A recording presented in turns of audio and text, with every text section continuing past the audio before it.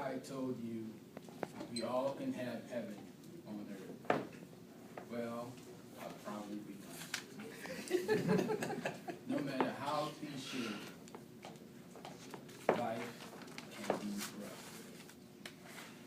In my interpretation of heaven, it is filled with peace and happiness. Today I would like to share with you 3 ways in which you can have more peace and happiness in your life. The first way is to love yourself.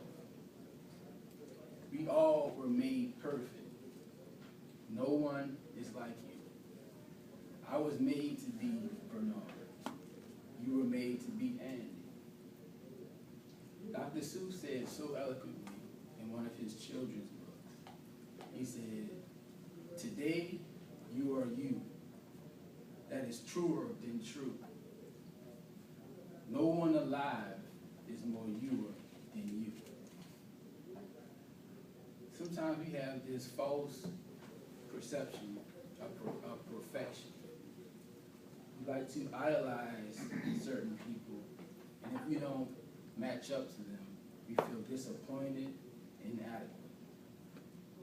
But the Bible says, by they who compare themselves by themselves, who measure themselves amongst themselves, are unwise. So what we should do is strive to be the best that we can be in whatever we decide to do. Don't compare yourself to Elizabeth. Don't compare yourself to Tanya. They're both are formidable forces.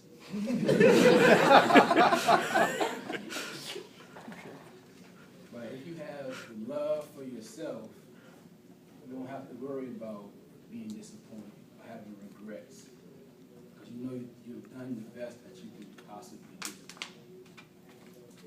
Once you learn to love yourself, you can open up and begin to love others. Which brings me to my second point. Second way that you can have more peace and happiness in your life is if you learn to love others. We should strive to love others unconditionally. Yes, I know that is very hard.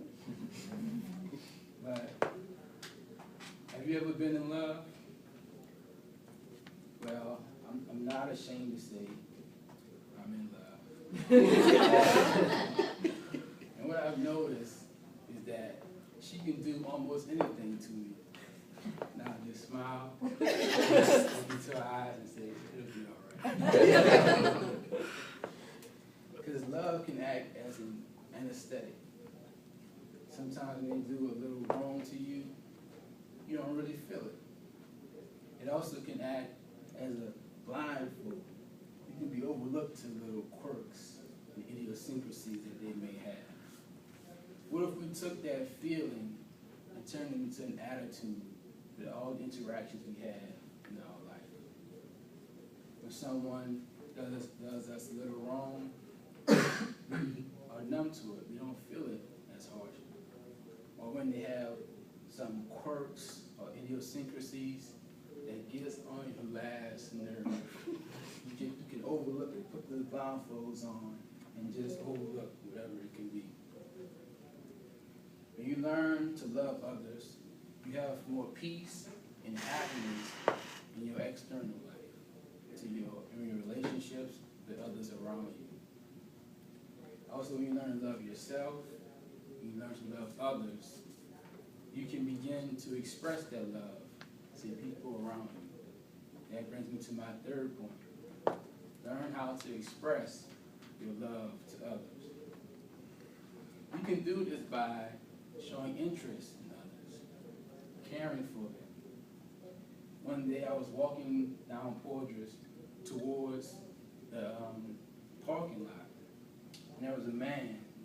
He was kind of heavy set, around 6'3", 6'4". He was a real formidable force. He could have been on a Saints football team. And he asked me for a few dollars. I had a few dollars in my pocket, so I decided to give it to him. He began to cry because he appreciated the money that I gave him, because all he wanted to do was to be able to get into the mission and in order to prepare our bed for a night to sleep. So I say that because when you learn to love yourself, you learn to love others, and you express that love, you can take that peace and happiness in your life and share it with others. And then, therefore, they can internalize that peace and happiness and begin to share it with another person. And we'll be more and closer to having heaven on earth. Today, I share with you 3 ways in which you can have more peace and happiness in your life. It may not give you your interpretation of heaven, but it will give you put you closer to having heaven on earth if you love yourself, love others, and express your love for others. So I'd like for you to do one thing before I end my speech. Look at your neighbor, smile, and say, I love you.